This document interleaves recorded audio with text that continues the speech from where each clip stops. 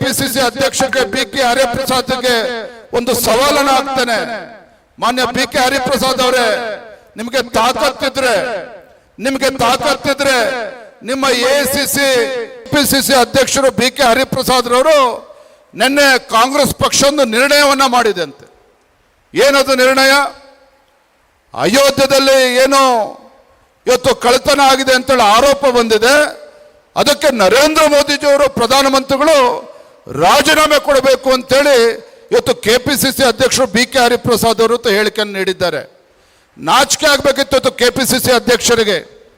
ನಾನಿವತ್ತು ವೇದಿಕೆ ಮೂಲಕ ರಾಜ್ಯದ ಕೆಪಿಸಿಸಿ ಅಧ್ಯಕ್ಷರಿಗೆ ಬಿ.ಕೆ. ಹರಿಪ್ರಸಾದ್ಗೆ ಒಂದು ಸವಾಲನ್ನು ಹಾಕ್ತೇನೆ. ಮಾನ್ಯ ಬಿ.ಕೆ. ಹರಿಪ್ರಸಾದ್ ಅವರೇ, ನಿಮಗೆ ತಾಕತ್ತಿದ್ರೆ ನಿಮ್ಮ ಎಐಸಿಸಿ ಏನು ಹಿಂದಿನ ಅಧ್ಯಕ್ಷರಾಗಿದ್ರು, ಈಗಿನ ವಿರೋಧ ಪಕ್ಷದ ನಾಯಕರು ರಾಹುಲ್ ಗಾಂಧಿ ಅವರ ರಾಜೀನಾಮೆಯನ್ನು ಪಡೆದುಕೊಳ್ಬೇಕು, ಸೋನಿಯಾ ಗಾಂಧಿ ಅವರ ರಾಜೀನಾಮೆಯನ್ನು ಪಡೆದುಕೊಳ್ಬೇಕು. ಯಾಕೆ ಅಂತ ಹೇಳಿದ್ರೆ, ಹಿಂದೆ ಏನು ಸ್ವಾತಂತ್ರ್ಯ ಯೋಧರು ಬೆವರು ಸುರಿಸಿ ಕಟ್ಟಿದಂಥ ನ್ಯಾಷನಲ್ ಹೆರಾಲ್ಡ್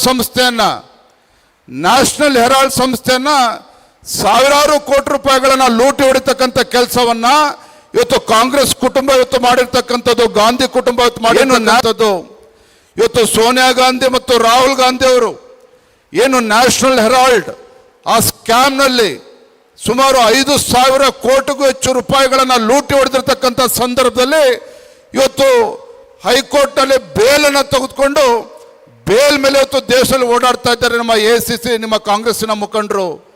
ಹಾಗಾಗಿ ಇವತ್ತು ಕಾಂಗ್ರೆಸ್ ಪಕ್ಷದವರಿಗೆ ಭ್ರಷ್ಟಾಚಾರದ ಬಗ್ಗೆ ನಿಜವಾಗ್ಲೂ ಕೂಡ ನೈತಿಕತೆ ಇದ್ರೆ, ಕಾಳಜಿ ಇದ್ರೆ, ಫಸ್ಟ್ ರಾಹುಲ್ ಗಾಂಧಿ ಅವರ ರಾಜೀನಾಮೆನ ಪಡೆದುಕೊಳ್ಬೇಕು, ಸೋನಿಯಾ ಗಾಂಧಿ ಅವರ ರಾಜೀನಾಮೆನ ಪಡೆದುಕೊಳ್ಬೇಕು, ನರೇಂದ್ರ ಮೋದಿಜಿ ಅವ್ರದ್ದಲ್ಲ.